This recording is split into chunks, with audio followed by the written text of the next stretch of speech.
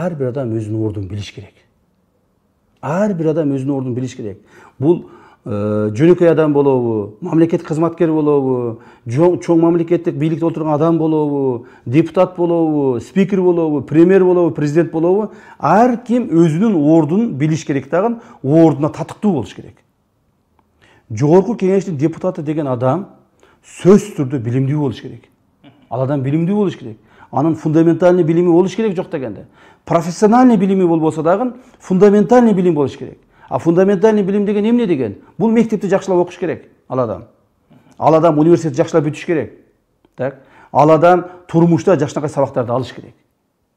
Эгерде ошону бүтпөй туруп, мына жогорку кеңеште азыр бүгүнкү күндө көпчүлүк депутаттар көчөдөн эле барып алышкан. Бири базарком, бири дагы удачно бир бизнес кыла койгон.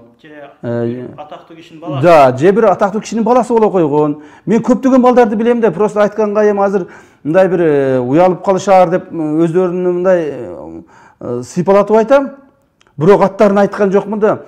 Мен көпчүлүгүн билем. Ошол жерде жогорку кеңеште негизинен мына азыркы поколение булар 90-жылкы жылдан кийинки университетти бүткөн балдар да.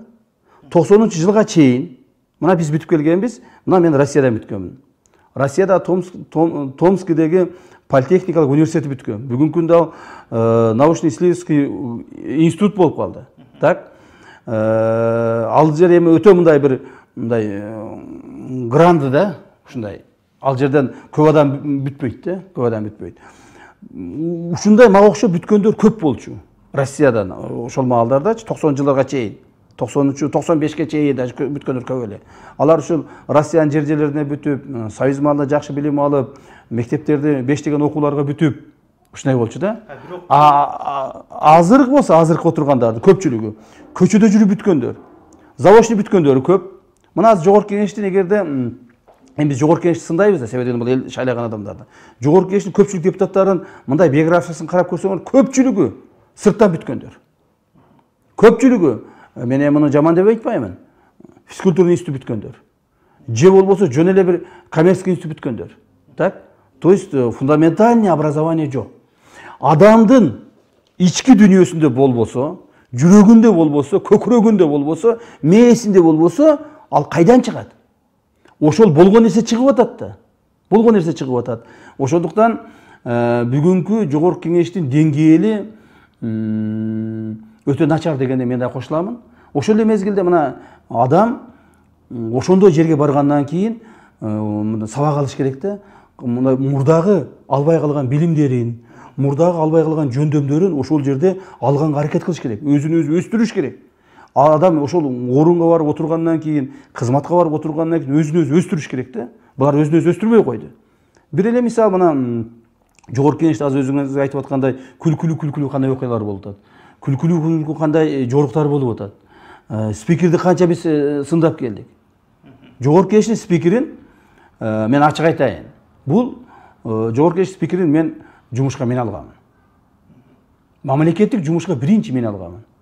Мен министр болуп иштеп турган маалда бул ошол кайрылышып мага, анан мен бул кишини жумушка алгам. Бирок бул ошол сиздин кадрыңыз. Менин кадрым, ал спикер бүгүнкү күндө менин кадрым. Мамлекеттик кызматка биринчи мен жумушка алгам. Бирок мен жумушка алган маалда бул Талас облустук МЧСтин баягы передвижной механизированный отряд деп коет, ПМО деп коет. Ошонун башчысы кылып алгам. Так? Ал жерде жакшы иштеди. Таласта биз 90-жылдан бери бир дагы мамлекеттик баягы мекеме курулбаган жерде биз МЧСтин 3 этаждуу зданиясын курганбыз. Ушул бала курган. Ошо Дастан курган ошону. Так, мен жетекчилигим астында. Ошол жерге Таласка биз бүт республикадан байланыша турган спутниктик связьды апарганбыз. Так? Ошол жерде жакшынакай кылып иштеген. Ошондо мен буган жумушка алганда эле айткам. Мен сага жумуш поручение берем, ушуну аткарсаң иштейсиң, аткарбасаң иштебейсиң депчи. Бирок ошону аткарды бул. Андан кийин бул мен муну Ата журт партиясынын негизинде депутат кылып келдим 2010-жылы. Так? Анан эми бул адам ладно, Таласта жүргөндө, тиякта жүргөндө ошол деңгээлде бул жакшы специалист болчу да. жакшы специалист, жакшы эме болчу. Жогорку кеңеш келгенден кийин эми, жогорку кеңеш келген адам өсүш керек да. Өсүш керек. Депутат болуп отурасыңбы? Аракет кылып өсүш керек. Спикер болуп отурасыңбы? Демек сенин мойнуңда өтө чоң жоопкерчилик. Демек сен ошол жерде башың менен жер казасыңбы? Так? Же болбосо күнү түнү уктабайсыңбы? Же болбосо бир башка иштериңди таштап коюп туруп окуйсуңбу? Күнү түнү китеп окуп отурсаң дагы адам өзүн өстүрмөк да. Андай кылбастан булар не кылып атат?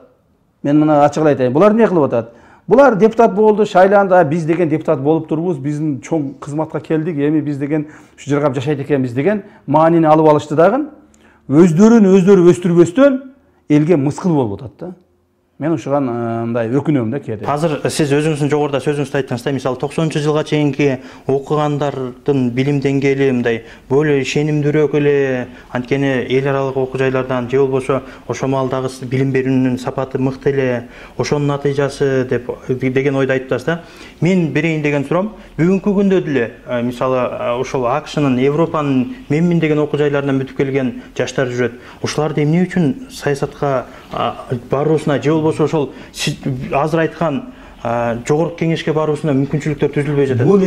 Бул эми чоң бир көйгөй да. Мен бардык эле мына кийинки 90 жылдардан кийинки балдарыбыз сабатсыз болуп калды айткандан алысмын.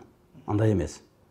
Сабаттуулары бар, өзүңүз айткандай, чет жерден окуп келгендери бар, Кыргызстандан деле окуганда ушу зээнин коюп окугандар бар. Бирок жогорку кеңеш келгенде, мамлекеттик чоң кызматтарга келгенде ошол сабатсыздар түшүп калып атпайбы? Бул эмнеге? Бул жерде мамлекеттик кызматка алып атканда сен билимдүүсүң, сен сабатсызсың, сен жөндөмүң бар, сен жөндөмүң жок дебестен партияларга карап алып калды. Жумуштарга. Партияларга карап туруп депутаттарды алып келип калды. Так? Анан кийин бул мага жакын, бул менин жакыным деп туруп жумуштарга коюп калды. Азыр эле мына өкмөттүн эмесин курамын карагылачы. Өкмөттү тим эле жанын чыгарып, зыңкылдатып иштетип, мамлекет үчүн ар бир күндү, ар бир мүнөттү, ар бир саатты элдин пайдасын иштетем деген жигиттердин баардыгы көчөдө жүрөт. Жүрөгү таза, колу малынбаган эч нерге, коррупцияга кирбеген балдардын баардыгы, жөндөмдүү балдардын баардыгы көчөдө жүрөт.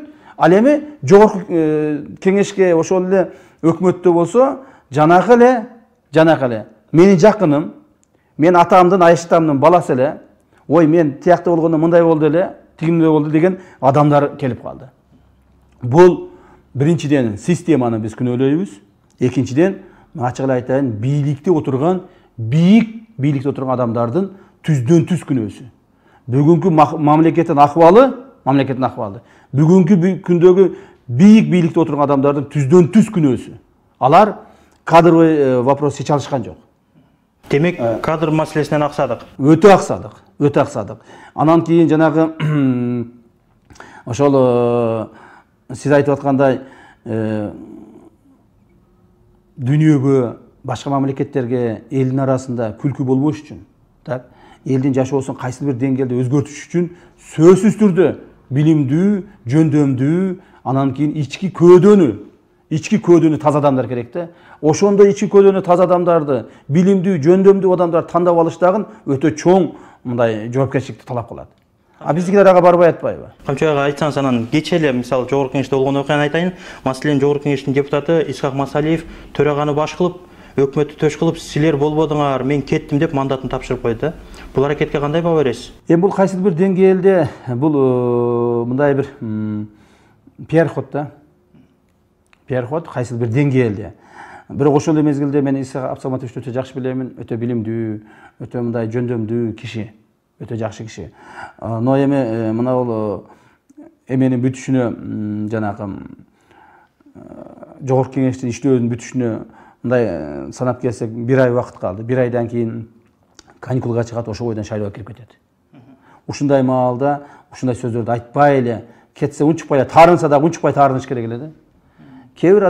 Кээде адам ушундай болот да, таарынганыңды унчукпагандык менен билдиресиң да. Жок, эң кызыгы ушул маселен мөөнөтүнүн бүтөрүнө бир 2 ай же 3 ай калганда мына ушул кадамга баргандыгы сиз айткандай. Ушундан бери мына 3 жылдан бери жаңы президент отурат. 3 жылдан бери жаңы спикер отурат. 3 жылдан бери жаңы премьер-министр отурат. Так 3 жыл убакытта мамлекетти тимели укмуш зыңкыйтып өзгөртүп койсо болмок да. Зыңкыйтып өзгөртүп койсо болмок. Ушул маалда ошолорда эми айтып келсе дагы өзгөртө албады, кыла албады, ошол маалда кетиш керек эле да. Анан эми 1 ай калганда кетиш бул кандай алтын сөздөрдү айтсаң дагы мындай жукпайт да. Жукпайт. Ал эми мамлекетке жанагы айтып атышпайбы? Ой, убакыт керек, дагы кичине убакыт керек, тынчтык керек, стабилдүүлүк керек. Макул, стабилдүүлүк болсун, тынчтык болсун. Биз унчукпай отурабыз мына.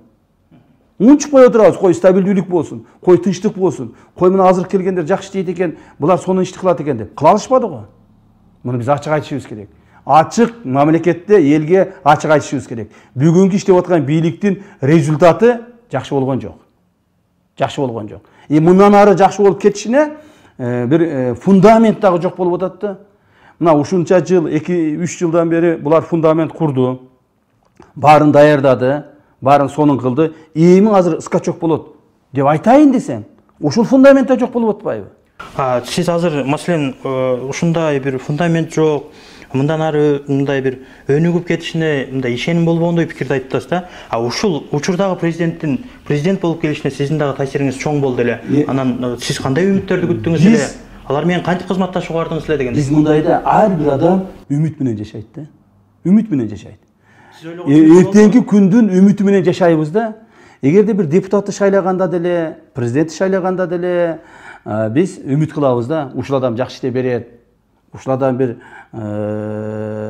элге, журтка, мамлекетке пайдасын тийгизет.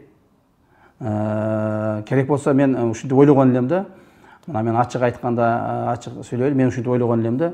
Буюрса бизден ошол президентибиз Сооронбай Шарипович келип президент болсо, мамлекетибиз оңолуп, мамлекетибиз туура жолго түшүп, тез эле өзгөрүп кетебиз деген ишенич менде болгон.